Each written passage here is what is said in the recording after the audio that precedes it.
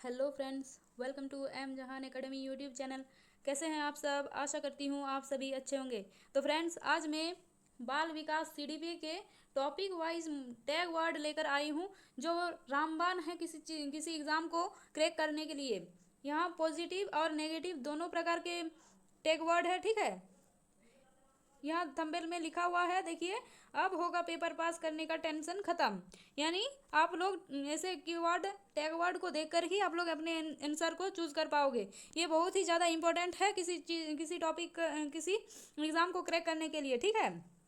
Positive, कुछ ऐसे word होते हैं जो पॉजिटिव माने जाते हैं हमेशा, और कुछ ऐसे वर्ड होते हैं जो नेगेटिव होता है, ठीक है। अगर सेशन अच्छा लगा तो लाइक शेयर सब्सक्राइब करना मत भूलिएगा, क्योंकि बहुत ही इम्पोर्टेंट क्वेश्चन और टॉपिक की चर्चा होती है इस चैनल में, ठीक है। और आप लोगों का एक लाइक और एक सब्सक्राइब हमें मोटिवेट करता है वीडियो बनाने के लिए, अच्छे अच्छे वीडियो बनाने के लिए मोटिवेट करता है, ठीक है। तो आइए शुरू करते हैं आज का टॉपिक। यहाँ सीडीपी के पॉजिटिव टैग वर्ड है। यहाँ जो शब्द दिया हुआ है, जो वर्ड है वो पॉजिटिव माने जाते हैं। देखिए, यहाँ पियाजे का सिद्धांत, जिसे पियाजे का संज्ञानात्मक सिद्धांत कहते हैं, या इसके ये सब है टैग वर्ड, यानी ये सब पॉजिटिव है।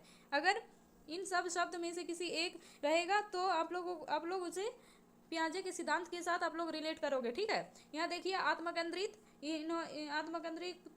को पियाजे ने सक्रिय पॉजिटिव माना है। सक्रिय रहना को पियाजे ने पॉजिटिव माना है। सक्रिय निर्माता, बच्चा सक्रिय निर्माता है।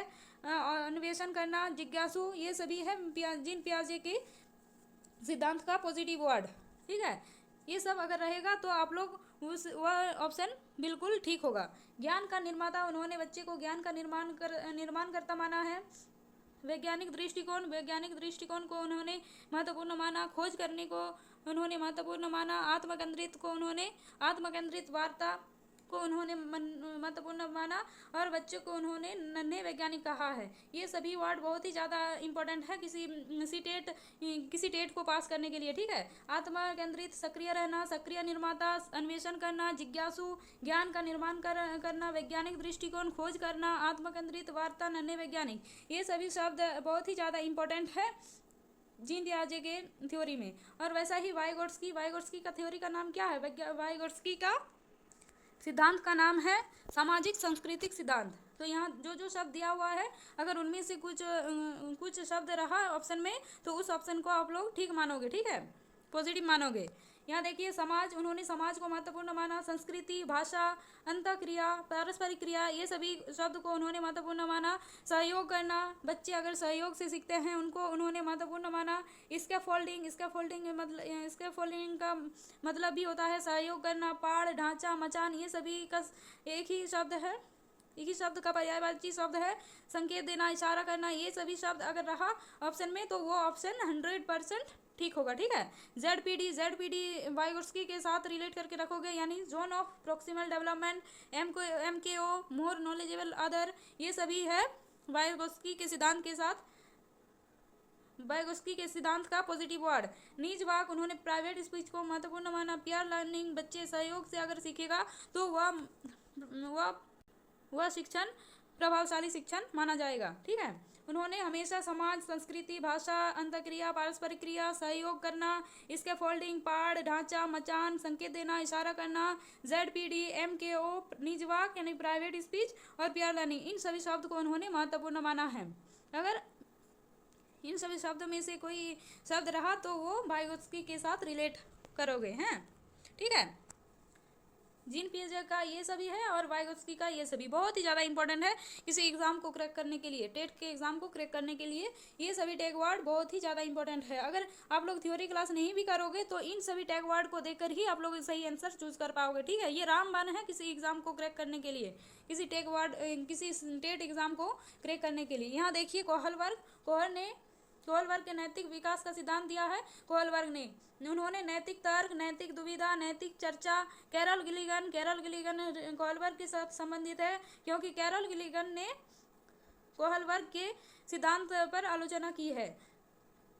रूढ़िवादी धारणा, कोहलवर्ग के सिद्धांत को रूढ़िवादी धारणा पर आश्रित है। कोहलवर्ग के कोलबर्ग का सिद्धांत रूढ़िवादी धारणा पर आलोचना की गई है, ठीक है, क्योंकि उन्होंने हमेशा लड़कों पर ध्यान दिया है, लड़कियों के बारे में उन्होंने कुछ बात नहीं किया है, इसीलिए इसे जेंडर पक्षपात भी कहा जाता है, ठीक है। कैरोल गिलिगन ने वो बात कही थी। यहाँ थर्नडाइक ने किसका सिद्धांत दिया था? प्रयास और त्रुटि का सिद्धांत दिया था थर्नडाइक ने, प्रयास और त्रुटि का सिद्धांत, यह भी इंपॉर्टेंट है। यहाँ देखिए, प्रयास, त्रुटि, उत्तेजना, अनुक्रिया, दोहराना, अभ्यास करना, तत्परता, प्रभाव, उन्होंने ये सभी वर्ड का प्रयोग किया था अपने सिद्धांत में। सहचार्य क्रिया, मनोवृत्ति या अभिवृत्ति, आत्मीकरण, आंशिक क्रिया, बहुप्रतिक्रिया, पुरस्कार, दंड, उपयोग, अनुपयोग और व्यवहारिकता, ये सभी वर्ड यूज किया था थर्नडाइक ने। अगर इन सभी वर्ड में से किसी वर्ड ऑप्शन में रहा तो वो थर्नडाइक के साथ संबंधित होगा। अगर आप लोगों से पूछे कि पुरस्कार और दंड का प्रयोग किसने किया था, तो आप लोग थर्नडाइक को आंसर करोगे, ठीक है। अभ्यास, ये सभी थर्नडाइक ने किया था। तत्परता, प्रभाव, उन्होंने तत्परता का सिद्धांत दिया था, प्रभाव का सिद्धांत दिया था, सहचार्य क्रिया का सिद्धांत दिया था, मनोवृत्ति, अभिवृत्ति का नियम के बारे में उन्होंने बताया था। ये सभी वर्ड थर्नडाइक ने कहा था अपने सिद्धांत में, ठीक है। तो देखते हैं आगे क्या दिया हुआ है। स्किनर भी एक बहुत ही ज़्यादा महत्वपूर्ण वैज्ञानिक थे। स्किनर का सिद्धांत का नाम है अनुबंधन सिद्धांत। स्किनर का अनुबंधन सिद्धांत, उन्होंने अनुबंधन सिद्धांत का प्रतिपादन किया था। उन्होंने पहले अनुक्रिया बाद में उद्दीपक, इसको महत्वपूर्ण माना, पहले अनुक्रिया उसके बाद उद्दीपक, पुनर्बलन की बात की है स्किनर ने। सुदृढ़ीकरण, प्रबलन, सुदृढ़ीकरण या प्रबलन, इन सभी का मतलब एक ही होता है, ऐच्छिक व्यवहार, भाषा अनुकरण से सीखता है, ये बात स्किनर ने कहा है। सकारात्मक सजा, नकारात्मक सजा, ये सभी शब्द का प्रयोग स्किनर ने किया है। माइक्रो टीचिंग का प्रयोग स्किनर ने किया है। अभिक्रमित अनुदेशन, ये सभी वर्ड स्किनर ने कहा था। मौलिक व्यवहारवादी, संपत्ति निर्माण, ये सभी शब्द स्किनर ने प्रयोग किया था अपने एग्जाम में। अगर आप लोगों से पूछे कि पुनर्बलन का प्रयोग किसने किया था, आप लोग आंसर करोगे स्किनर। भाषा अनुकरण से सीखते हैं, इसका भी आंसर होगा स्किनर। भाषा अनुकरण के द्वारा सीखता है, यह किसके अनुसार है, तो आप लोग आंसर करोगे स्किनर ने। स्किनर के अनुसार भाषा अनुकरण द्वारा सीखता है बच्चा, ठीक है। ये सभी वर्ड जो है बहुत ही इंपॉर्टेंट है, आप लोग अपने माइंड में सेट कर लीजिए, ठीक है। और पावलव जो है, ये शास्त्रीय अनुबंधन का सिद्धांत दिया था पावलव ने। यहाँ देखिए, स्वाभाविक उद्दीपक, इन सभी शब्द का प्रयोग किया था पावलव ने। अस्वाभाविक उद्दीपक, अनुबंधित उद्दीपक या CS, कंडीशनिंग स्टिमुलस, इन सभी का मतलब एक ही होता है। और स्वाभाविक उद्दीपक, अनानुबंधित उद्दीपक या UCS, अनकंडीशनल स्टिमुलस, ये सभी शब्द का प्रयोग किया था पावलव ने। अनुकूलित अनुक्रिया, सलाइवा यानी लार, स्वाभाविक अनुक्रिया, अस्वाभाविक अनुक्रिया, विलोपन, स्वतः प्रकटीकरण, उद्दीपन, सामान्यीकरण, उद्दीपन, विभेदन और कालीक्रम, ये सभी शब्द का प्रयोग किया था पावलव ने, ठीक है। अगर इन सभी शब्द में से कोई एक शब्द रहा तो आप लोग पावलव को आंसर करोगे, ठीक है। बहुत ही ज़्यादा इंपॉर्टेंट है ये भी। तो देखते हैं आगे क्या दिया हुआ है। सिगमंड फ्रायड ने किन किन शब्दों का प्रयोग किया था, आइए देखते हैं। उन्होंने चेतन मन, अवचेतन मन और अचेतन मन का प्रयोग किया था। ईगो, सुपर ईगो, इसका प्रयोग किया था। लिबिडो का प्रयोग किया था। ओडिपस कॉम्प्लेक्स, इलेक्ट्रा कॉम्प्लेक्स, स्वमोह, मन की संरचना, व्यक्तित्व की संरचना, जीवन मूल प्रवृत्ति, इसी को कहते हैं जिजीविषा, मृत्यु मूल प्रवृत्ति यानी मुमूर्षा, इन सभी शब्द का प्रयोग किया था फ्रायड ने। ये भी बहुत ही इंपॉर्टेंट है, आप लोग अपने माइंड में सेट कर लीजिए, ठीक है। चेतन मन, अवचेतन मन, अचेतन मन, ego, super ego, libido, Oedipus complex, Electra complex, स्वमोह, मन की संरचना, व्यक्तित्व की संरचना, जीवन मूल प्रवृत्ति यानी जीवजीविषा, मृत्यु मूल प्रवृत्ति मुमूर्षा, उन्होंने इन 2 प्रकार की मूल प्रवृत्ति की बात की है फ्रायड ने, ठीक है। और ये जो है उन्होंने व्यक्तित्व को इन 3 भागों में बांटा है और उन्होंने मन को इन 3 भागों में बांटा है। थ्योरी क्लास अगर आप लोगों को करना है तो देख सकते हैं थ्योरी क्लास, ठीक है।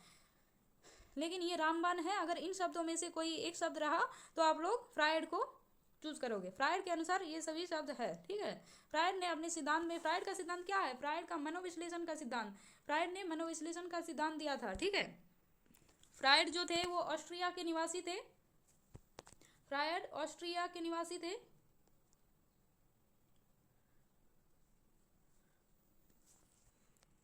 ठीक है, तो देखते हैं आगे क्या दिया हुआ है।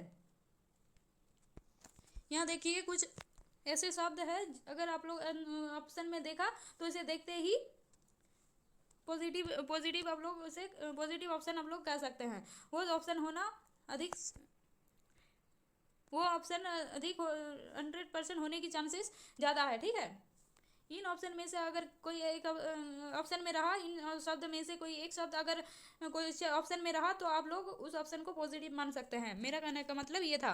यहाँ देखिए बच्चे को हमेशा सक्रिय माना जाता है, खोज करने को सक्रिय माना, खोज करने को पॉजिटिव माना जाता है। तो बच्चे को अगर कोई त्रुटि करता है तो उसको पॉजिटिव माना जाता है। बच्चों को हमेशा प्रोत्साहन देना चाहिए, सहभागिता, बच्चे सहयोग से सहयोग से बच्चों को शिक्षा देना चाहिए। क्रियाशील, बच्चे क्रियाशील होना चाहिए। बच्चों को अधिक से अधिक अवसर देना चाहिए। विविधता, बच्चों में जो कुछ भी विविधता होता है, धर्म के, लिंग के, बुद्धि की जो विविधता है बच्चों में, अगर ऐसे विविधता पाए जाते हैं तो उसे पॉजिटिव माना जाता है, नेगेटिव नहीं।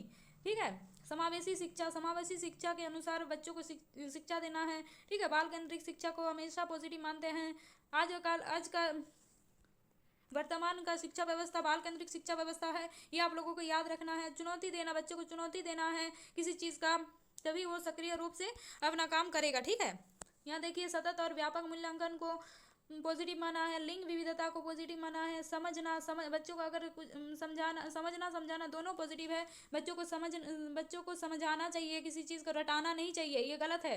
रटाना नहीं चाहिए, बच्चे को हमेशा समझाना चाहिए। बच्चे को जिज्ञासा को बढ़ाना है, इसीलिए जिज्ञासा को महत्वपूर्ण माना है। रचनात्मकता को पॉजिटिव माना है। बच्चे को संवेदनशील बनाना है, क्रियाशील बनाना है हमें बच्चों को। बहुभाषिकता को हमें प्रमोट करना चाहिए। बहुभाषिकता को हमें एक संसाधन के रूप में मानना है, इसे नेगेटिव नहीं मानना है। ठीक है, करके सीखना, करके बच्चा अगर कुछ करके सीखता है वो पॉजिटिव माना जाता है।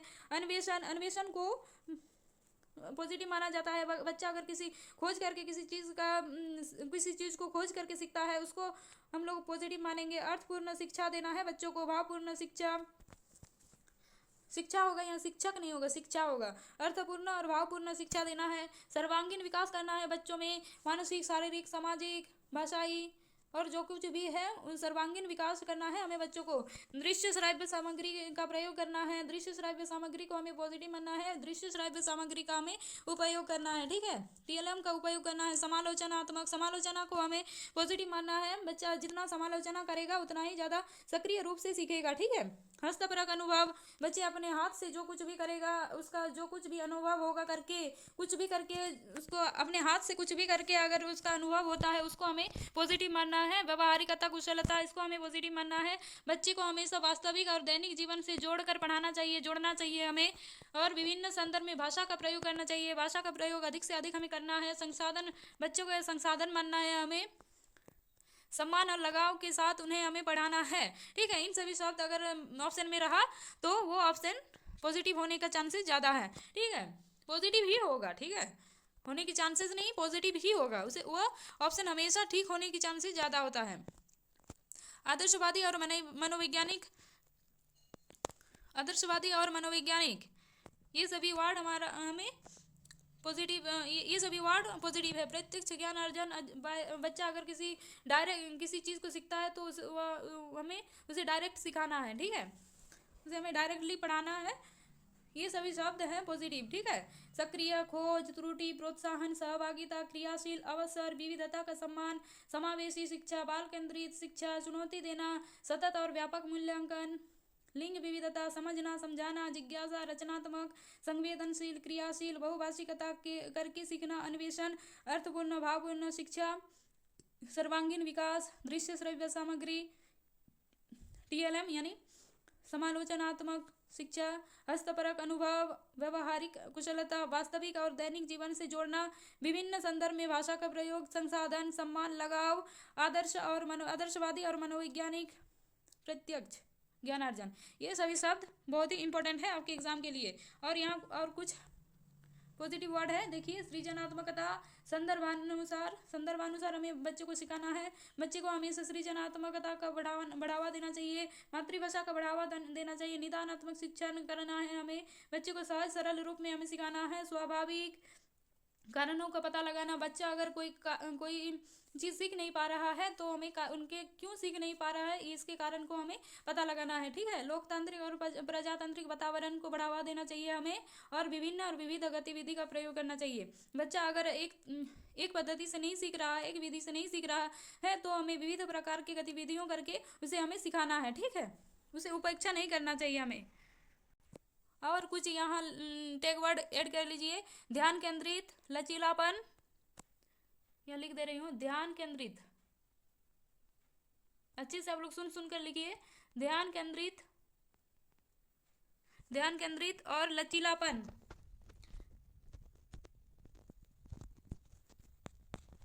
लचीलापन, हमें शिक्षा व्यवस्था को लचीलापन बनाना है, स्थिर नहीं है, स्थिर नहीं बनाना है, हमें फ्लेक्सिबल बनाना है, फिक्स्ड नहीं। ठीक है, अगर बच्चा कोई एक विधि से नहीं सीख रहा है, तो उसे विभिन्न प्रकार के विधियों का प्रयोग करके हमें उन्हें सिखाना है। इसी को हम लोग लचीलापन कर रहे हैं। ठीक है, और एक अपसारी चिंतन को बढ़ावा देना चाहिए, डाइवर्जेंट थिंकिंग, अपसारी चिंतन, अपसारी चिंतन को हमें बढ़ावा देना चाहिए, और फीडबैक देना चाहिए हमें बच्चों को। और समता, समता, समता पर हमें जोर देना चाहिए, ना कि समानता पर। समता का मतलब क्या है? समता का मतलब होता है बच्चे को, अगर बच्चे को जैसी ज़रूरत है उसे वैसा ही सामग्री प्रदान करना। अगर बच्चा कोई दृष्टिबाधित बच्चा है, तो हमें उसे वैसी चीज़ देना है, उसे टीएलएम का व्यवहार करना है जो वो देखकर नहीं, जो हमें वो सीख सके। यानी अगर वो दृष्टिबाधित है, तो हमें श्रव्य बाधित टीएलएम का प्रयोग करना चाहिए, सुन सुनकर उसे हमें सिखाना चाहिए। ठीक है, हमें रेडियो का प्रयोग करना चाहिए, ना कि फोटो का इसी को कहते हैं हम लोग समता। जो चीज़ जिसको आप प्रयोजन है, उसको वैसा ही टीएलएम प्रदान करना, इसी को हम लोग समता कहते हैं। और समानता का मतलब होता है सबको एक ही प्रकार का टीएलएम देना, प्रदान करना, इसी को हम लोग समानता कहते हैं। तो हमें समता को बढ़ावा देना चाहिए, ना कि समानता को। ठीक है, देखते हैं आगे क्या दिया हुआ है। कुछ नेगेटिव टैग वर्ड, कुछ ऐसे टैग वर्ड है जो नेगेटिव है। यहाँ देखिए, दंड देना, बच्चों को हमें दंड नहीं देना है। शिक्षक का कठोर रवैया, कठोर शिक्षक को नहीं होना है, दयालु होना है शिक्षक को। ठीक है, कठोर हमें नहीं होना है, बच्चों के साथ हमें कठोर व्यवहार नहीं करना चाहिए, दयालु व्यवहार करना चाहिए। दबाव डालना, इसको हम लोग नेगेटिव मानते हैं। अगर किसी ऑप्शन में ही भी ये सब रहा, तो वो सरासर गलत होगा। याद करना को हमेशा नेगेटिव मानना है। रैंकिंग करना, बच्चे को रैंकिंग नहीं करना चाहिए। रैंकिंग, ग्रेडिंग, ये सभी एक ही बात है। बच्चे को कभी रैंकिंग नहीं करना चाहिए कि तू अच्छा है, तू बुरा है, ये सभी नहीं करना है। और ग्रेडिंग भी नहीं करना है कि बच्चा तू ए ग्रेड का बच्चा है और तू बी ग्रेड, सी ग्रेड, ऐसा ग्रेडिंग हमें नहीं करना है। भेदभाव नहीं करना है, तुलना नहीं करना है कि तू अच्छा है और तू बुरा है, ये सभी हमें नहीं करना है। शिक्षक केंद्रित नहीं होना चाहिए, बाल केंद्रित होना चाहिए। व्यवसाय केंद्रित, व्यवसाय पर हमें जो ध्यान नहीं देना चाहिए, बच्चों पर हमेशा सीखने पर ध्यान देना चाहिए। निष्कर्ष निकालना नहीं चाहिए। केवल सिर्फ मात्र अगर ऑप्शन में रहा, तो वो ऑप्शन गलत होने के चांसेस ज़्यादा हैं, गलत ही होगा। कंठस्थ करना को हमें, कंठस्थ करना यानी याद करना, इन सब को हमें नेगेटिव मानना है। लैंगिक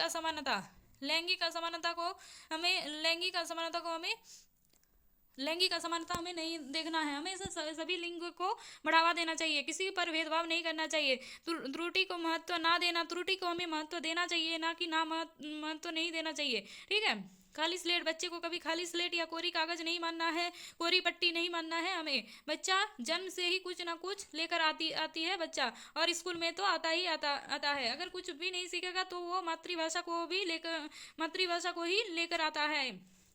हमें उन्हें कभी खाली स्लेट नहीं मानना है। पुस्तक केंद्रित नहीं होना चाहिए, बच्चा केंद्रित होना चाहिए, बाल केंद्रित होना चाहिए। हमें पुस्तक केंद्रित, शिक्षक केंद्रित, ये सभी नहीं होना चाहिए।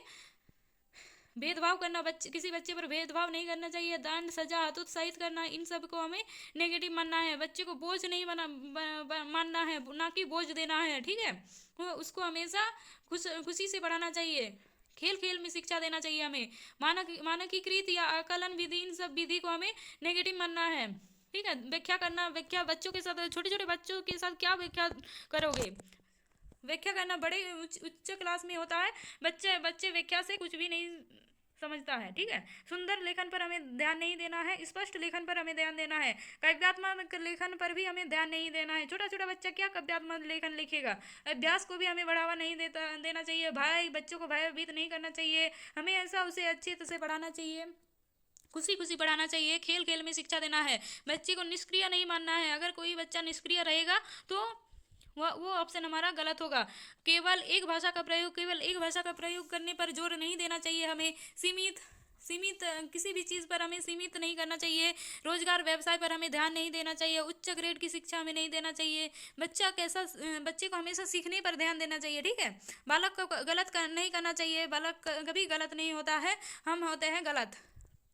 हमें उन्हें अच्छी से शिक्षा देना चाहिए। बच्चा कभी भी गलत नहीं होता है। बच्चे को हमें कभी भी गलत नहीं मानना है। दोहराना इस बच्चे को आप लोग नहीं कह सकते हैं कि ये शब्द आप लोग दोहराओ बार बार। अगर ऐसा कुछ ऑप्शन में रहा तो वो ऑप्शन गलत होगा। प्रलोभन, बच्चे को हमें प्रलोभन नहीं देना है, ना कि उपेक्षा करना है, ठीक है। बच्चे को हमें उपेक्षा नहीं करना है, ठीक है। यहाँ देखते हैं और कुछ है, और कुछ नेगेटिव टेक वर्ड है जो हमें पढ़ना है। देखिए यहाँ अंक को हमें अंक कैसे, बच्चा कैसा अंक पा रहा है, कैसा अंक लेकर आ रहा है, इस पर हमें नहीं देना है बिल्कुल। अगर किसी ऑप्शन में बिल्कुल रहा तो वो ऑप्शन गलत होगा। शिकायत करना, बच्चे पर हमें शिकायत नहीं करना है, ठीक है। वैज्ञानिक शब्दावली का प्रयोग नहीं करना चाहिए। व्याकरण का प्रयोग नहीं करना चाहिए। व्याकरण का प्रयोग हमें कैसे करना चाहिए, पढ़ाने के साथ साथ हमें व्याकरण की शिक्षा देना चाहिए, ना कि किसी व्याकरण के चैप्टर को पढ़ाना चाहिए। बच्चा भाषा भी सीखेगा, कविता भी सीखेगा और व्याकरण सब कुछ एक साथ सीखेगा। अलग से हमें व्याकरण को नहीं पढ़ाना चाहिए, पृथक करके हमें नहीं पढ़ाना चाहिए, हमें इंटीग्रेट करके पढ़ाना चाहिए, ठीक है। नामांकित नहीं करना चाहिए बच्चों को कि तू 50 मार्क्स ले आया और तू 10 मार्क्स ले आया, ऐसे हमें नामांकित नहीं करना है, ठीक है। सहानुभूति, बच्चे को सहानुभूति नहीं दिखाना है, बच्चे पर कोई सहानुभूति नहीं दिखाना है हमें। पक्षपातपूर्ण अधिगम यानी पृथककरण, हमें पृथक से अधिगम नहीं कराना चाहिए। बच्चों को सहयोग से हमें पढ़ाना चाहिए, सहयोग से हमें शिक्षा देना चाहिए, पीयर लर्निंग कराना चाहिए, ठीक है। नामांकन, वही बात हो गया, नामांकन हमें नहीं करना है बच्चों पर। इन सब है नेगेटिव वर्ड। अगर इन सब को आप लोग देखें ऑप्शन में तो हमेशा इसको नेगेटिव मानोगे, ठीक है। इन सभी शब्द नेगेटिव होगा। अगर ऑप्शन में ये सभी शब्द दिखा तो आप लोग उस ऑप्शन को काट दोगे, ठीक है। यह देखिए, और ये जो शब्द है ये पॉजिटिव है, ये सभी शब्द पॉजिटिव है, ये सभी शब्द पॉजिटिव है, ठीक है।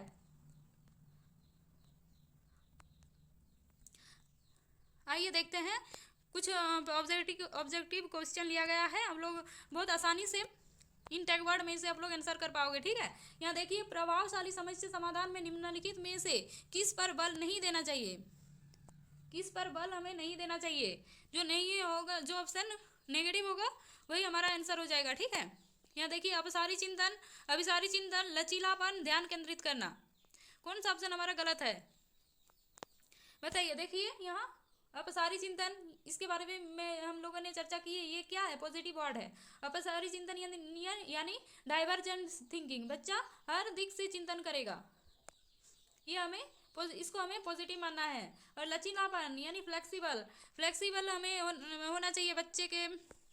बच्चों के लिए हमें फ्लेक्सिबल रहना है। बच्चा अगर कोई एक विधि से नहीं सीख रहा है तो उसे हमें विभिन्न प्रकार की गतिविधियों से सिखाना है, इसे कहते हैं हम लोग लचीलापन। और ध्यान केंद्रित करना, बच्चे को हम लोगों पर, बच्चे पर हमें ध्यान केंद्रित कराना सिखाना चाहिए, ठीक है। बच्चे किसी चीज़ पर ध्यान से सीखे, ऐसा कुछ करना चाहिए, ठीक है। तो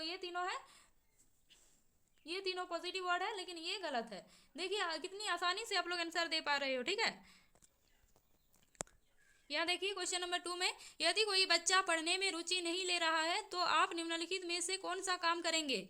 यदि बच्चा पढ़ने में रुचि नहीं ले रहा है तो आप निम्नलिखित में से कौन सा काम करेंगे बताइए।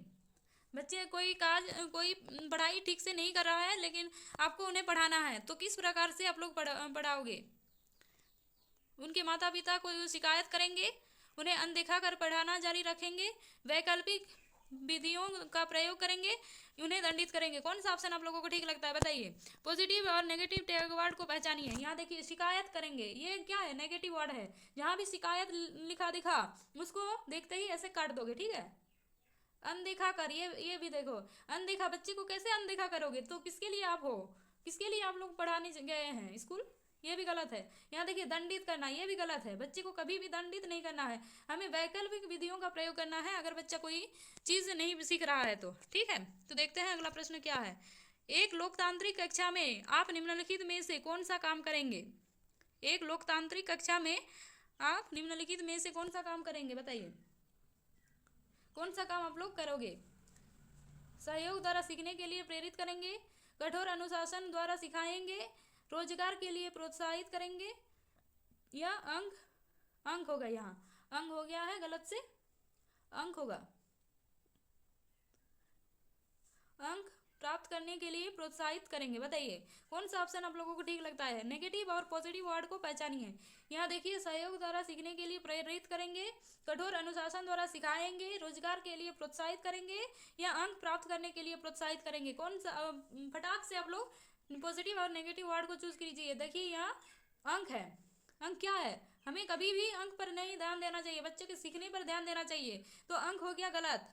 रोजगार, यहाँ देखिए रोजगार दिखा, रोजगार दिखा यानी हमें बच्चे पर रोजगार के लिए प्रोत्साहित थोड़ी ना करेंगे, हम लोग सीखने के लिए बच्चे को प्रोत्साहित करेंगे, तो ये भी गलत हो गया। देखिए यहाँ कठोर अनुशासन, कठोर अनुशासन नहीं द्वारा हम लोग नहीं सिखाएंगे, कठोर अनुशासन हम लोग बच्चे पर नहीं लागू कर सकते हैं। ठीक है, तो इसका सही आंसर होगा ऑप्शन ए, सहयोग। जहाँ भी सहयोग ऐसे सहयोग जैसे शब्द दिखा तो आप लोग उसे हमेशा पॉजिटिव मानोगे। ठीक है, तो ये हो गया सही जवाब, ये सभी गलत है, ये सभी नेगेटिव वर्ड है। कठोर अनुशासन, रोजगार, अंक प्राप्त करना, ये सभी गलत है, इनको देखते ही ऐसे काट दोगे। ठीक है, तो आप लोग आसानी से सही ऑप्शन को चूज कर पाओगे। देखते हैं आगे प्रश्न में क्या दिया हुआ है। क्वेश्चन नंबर 4, कक्षा में विविधता के वातावरण को अनुकूल बनाने के लिए निम्नलिखित में से आप लोग किस पर ध्यान केंद्रित करेंगे? कक्षा में विविधता के वातावरण को अनुकूल बनाने के लिए निम्नलिखित में से आप लोग किस पर ध्यान केंद्रित करेंगे? बताइए। कक्षा में विविधता है, उसमें विभिन्न प्रकार के शिक्षार्थी हैं, विद्यार्थी हैं, तो आप लोग कैसे अनुकूल बनाएंगे अपनी कक्षा को? समता के द्वारा, समानता के द्वारा, अभिसारी चिंतन, या मानकीकृत चिंतन? मानकीकृत, कौन सा ऑप्शन आप लोगों को ठीक लगता है? बताइए। देखिए समानता को हमें गलत मानना है, बच्चों को जैसा जो कुछ भी ज़रूरत है उसके अकॉर्डिंग हमें उन्हें व्यवहार, उसके साथ हमें व्यवहार करना है। बच्चा अगर देख नहीं पा रहा है तो हमें उसे सुनने जैसा चीज़ देना है, रेडियो, टेलीविज़न, ऐसा कुछ देना है, ना कि हमें पिक्चर वगैरह देना है। ठीक है, बुक वगैरह देना है, हमेशा उन्हें उसके अकॉर्डिंग हमें चीज़ देना है। ठीक है, ना कि समानता सबको एक जैसा आप लोग टीएलएम दे दिए, ये हम लोग नहीं कर सकते। जो इसको जो कुछ जरूरी होता है, ज़रूरत होता है, हमें उसके अकॉर्डिंग उसको सामान देना है, टीएलएम का व्यवहार करना है। ठीक है, अब अभिसारी चिंतन भी नहीं होगा, मानकीकृत इसे देखते ही तो ऐसे काट दीजिएगा, इन तीनों गलत हो गया। लेकिन ये गलत, ये सही है। समता, समता हमें हमेशा पॉजिटिव मानना है, तो हमें समता के द्वारा हमें बच्चों को अनुकूलित बनाना, कक्षा को हमें अनुकूलित बनाना है। क्वेश्चन नंबर 5, एक सामाजिक संरचनात्मक कक्षा में निम्नलिखित में से किसका प्रयोग किया जा सकता है? एक सामाजिक संरचनात्मक कक्षा यानी इसी को कहते हैं लोकतांत्रिक रचनात्मक कक्षा, संरचनात्मक कक्षा, इन्हीं का नाम है ये सब। ठीक है, तो हम लोग किसका प्रयोग करेंगे एक सामाजिक संरचनात्मक कक्षा में? समावेशी शिक्षा, शिक्षा केंद्रित शिक्षा, व्यवसाय शिक्षा, व्यवसाय केंद्रित शिक्षा, या मानक परीक्षण, किसका व्यवहार करेंगे हम लोग अपने कक्षा में? तो देखिए शिक्षा केंद्रित शिक्षा तो नहीं होगा, ये नेगेटिव है। व्यवसाय पर हमें ध्यान केंद्रित नहीं करना चाहिए, ना कि मानक परीक्षण। मानक को देखते ही ऐसे काट दीजिएगा। ये सुनने में अच्छा है, स्टैंडर्डाइज्ड टेस्ट, लेकिन ये सुनने में अच्छा है, लेकिन ये बहुत गलत है। ठीक है, इसे देखते ही ऐसे काट दोगे। व्यवसाय केंद्रित शिक्षा भी नहीं होगा, शिक्षा केंद्रित शिक्षा भी नहीं होगा। अगर यहाँ बाल केंद्रित शिक्षा होता तो हम इसे सही मानते, लेकिन ये शिक्षा केंद्रित शिक्षा है, इसे हमें गलत मानना है। तो इस क्वेश्चन का सही जवाब होगा समावेशी शिक्षा। समावेशी शिक्षा का हमें प्रयोग करना चाहिए। ठीक है, तो देखते हैं अगले प्रश्न में क्या दिया हुआ है। बाल केंद्रित शिक्षा में निम्नलिखित में से किसका प्रयोग से देखा जाता है? बाल केंद्रित शिक्षा में निम्नलिखित में से किस प्रकार से देखा जाता है? कोरी पट्टी के रूप में, निष्क्रिय रूप में, सक्रिय अन्वेषक के रूप में, या उपरोक्त सभी? कौन सा ऑप्शन आप लोगों को ठीक लगता है? बताइए। बच्चे को हमें कोरी पट्टी के रूप में मानना है, बताइए, निष्क्रिय रूप में मानना है, सक्रिय अन्वेषक के रूप में मानना है, या उपरोक्त में से सभी? कौन सा हमें किस प्रकार से हमें देखना चाहिए। यहाँ देखिए कोरी पट्टी, हमें कभी बच्चे को कोरी पट्टी नहीं समझना है। निष्क्रिय रूप से बच्चा कभी भी नहीं सीखता है, बच्चा सक्रिय अन्वेषक के रूप में सीखता है। जहाँ भी सक्रिय मिला उसे आप लोग ऐसे सही मान सकते हैं, ठीक है। निष्क्रिय को देखकर ही उसे गलत कर दीजिएगा। कोरी पट्टी हमें नहीं मानना है बच्चे को। तो इस क्वेश्चन का सही जवाब होगा ऑप्शन सी। तो देखते हैं अगले प्रश्न में क्या दिया हुआ है। बहुभाषिक कक्षा में बच्चों का भाषा क्या है। बहुभाषिक कक्षा में बच्चों का भाषा क्या है, बताइए। बहुभाषिक कक्षा मानी मतलब होता है, बहुभाषिक कक्षा का मतलब होता है ऐसी कक्षा जहाँ एक से अधिक भाषा का प्रयोग किया जाता है, इसी को हम लोग बहुभाषिक कक्षा कहा जाता है। यहाँ देखिए आकलन का प्रयोग को बाधित करती है, संसाधन के रूप में कार्य करती है, सीखने की प्रक्रिया को बाधित करती है, या शिक्षक के लिए एक जटिल चुनौती है। कौन सा ऑप्शन आप लोगों को ठीक लगता है। यहाँ देखिए शिक्षक के लिए एक जटिल चुनौती है, ये गलत है। चुनौती नहीं है, हमें शिक्षक के लिए एक जटिल चुनौती नहीं है, सीखने की प्रक्रिया को बाधित करती है, यह भी गलत है। जितना ज़्यादा भाषा का प्रयोग, जितने प्रकार के भाषा का प्रयोग करेगा बच्चा उतना ही ज़्यादा सीखेगा, ठीक है। इसे हमें गलत मानना है। बाधित नहीं करता बच्चों को, सीखने की प्रक्रिया को बाधित नहीं करती है, यह भी गलत है। आकलन की प्रक्रिया को बाधित करता है, यह भी गलत है। तो इस क्वेश्चन का सही जवाब होगा ऑप्शन बी, संसाधन के रूप में कार्य करता है। बहुभाषिकता संसाधन के रूप में कार्य करती है, ठीक है, यह होगा सही जवाब। देखते हैं अगला प्रश्न क्या है।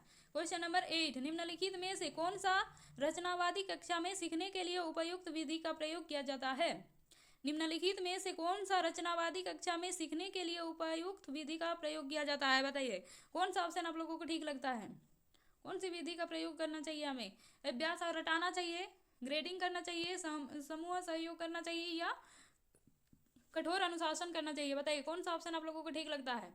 यहाँ देखिए अभ्यास और रटाना को हमेशा हमें नेगेटिव मानना है, ग्रेडिंग हमें बच्चों पर नहीं करना चाहिए, कठोर अनुशासन तो हमें करना ही नहीं चाहिए, ठीक है।